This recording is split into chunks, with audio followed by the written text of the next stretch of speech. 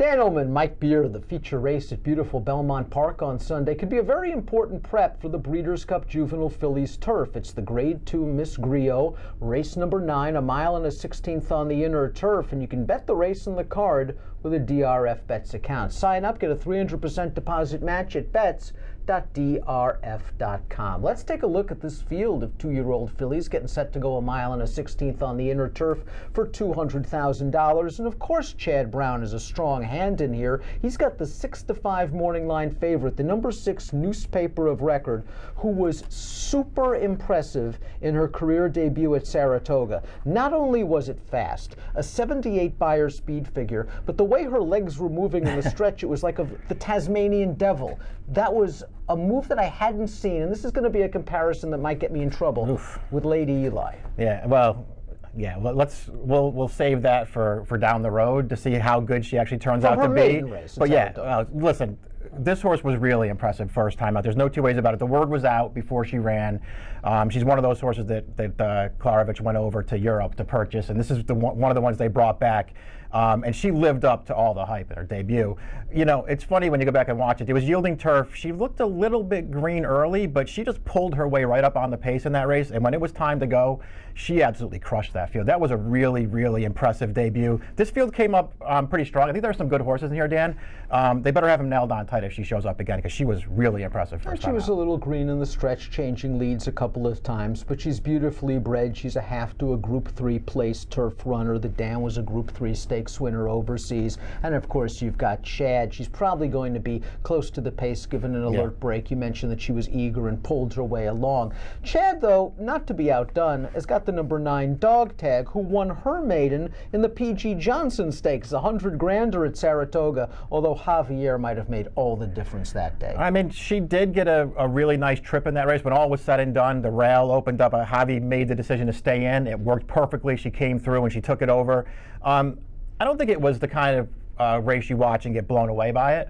She still ran pretty well in that race, and the thing with her is she's got a huge pedigree, and when you watch her run, even the dirt race where Chad left her in her first career start, she looks like she's still figuring things out. She's still learning on the job. I don't think she's the finished product, even close to the finished product right now, and I think she will continue to improve, but she'll have to in the face of her stablemate. Another filly that could throw a monkey wrench into Chad's plans is the 7 Miss Technicality, going out for Christophe Clement, a perfect 2 for 2 in her career, and she handled that demanding European configuration at Kentucky Downs last time out. I mean, she couldn't have won any easier. No. She's got some pedigree as a half-sister to the graded stakes winning turf runner Stays in Vegas, and I like the fact that this horse fires late.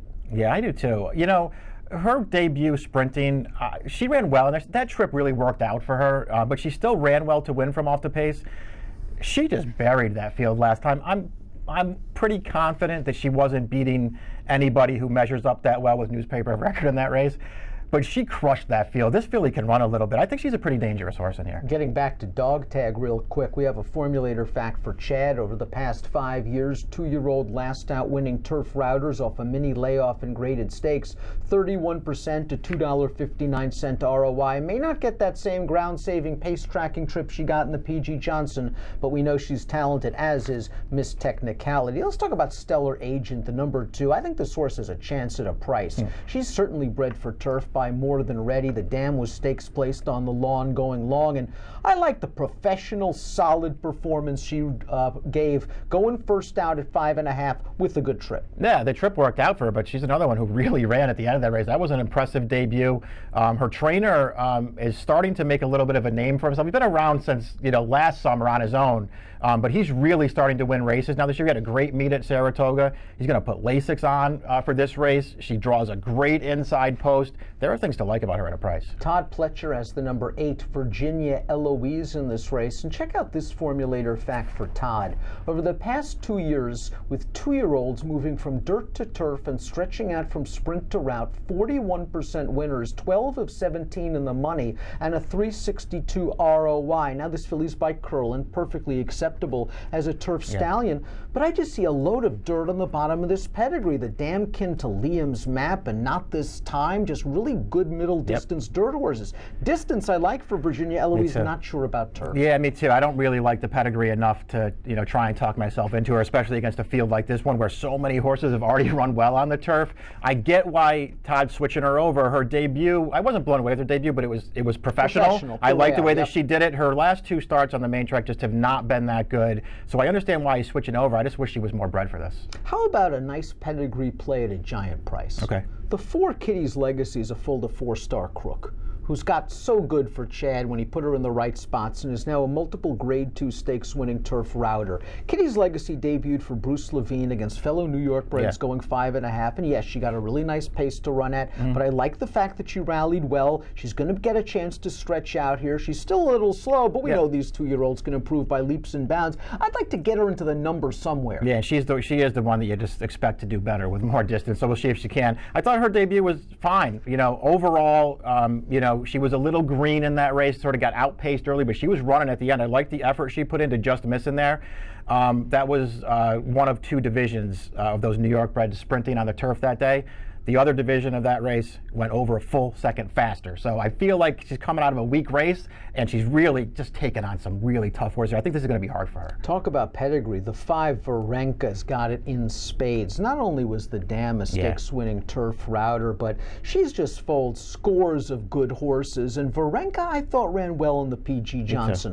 While Dog Tag saved all the ground and came up the giant hole on the inside, Varenka swung widest turning into the lane and came with a good solid run. I think she's improving for Graham Motion. I like the Lasix on. I do too. I like all those things. It felt like they were giving her a race first time out at Laurel Sprinting. They stretched her out in the P.G. Johnson. She ran well in that race. She will have to run better than that against this field, but there's a real chance she can do it. Down the line, she's going to be okay. The Timeform U.S. Pace Projector has stellar age and breaking from the inside with Take Charge Morella, the rail horse, entered main track only, out there on the lead. But we do see Newspaper of Record and Virginia Eloise, 2 horses that should be close to the pace. And we also see the 10, Decorated Ace, a horse that won a stakes race at Monmouth last time out, and I really think she ran well. She did get a really good trip in that race, but that was a solid pace that she was chasing. She's really improved on the turf, but boy, when you win a stake with a 48 buyer speed figure, you deserve to be a long shot when you step up in New York. Yeah, especially against a field like this one.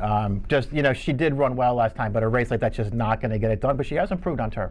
Let's take a look at our top picks for this race. A nice prep for the Breeders' Cup Juvenile Fillies turf, and we were both blown away by Newspaper of Record's debut. I mean, it was just so visually impressive with the eye-catching acceleration. Now, this is a much tougher field. I wouldn't say she's a complete slam dunk. I know you are the president of her fan club right now. How do you play this race from multiple race wagers? Because you're not betting her at 6-5 to win. No, I'm not betting her to win, that's for sure. And I'm not betting against her either in the win pool. I just think she just might be a little bit too good for these horses right now. I was really taken with Miss Technicality's win last time. I'm not so sure that I want to try and beat Newspaper Record in this race, though. I'm going to lean heavily on that horse. Mike's going 6, 7, 5, and 9. I'm going 6, 5, 7, and 2 in the feature race at Belmont Park on Sunday. You can bet this nice card and this nice race with a new DRF Bets account. You get a 300% deposit match, which means you deposit $50, you bet with $200.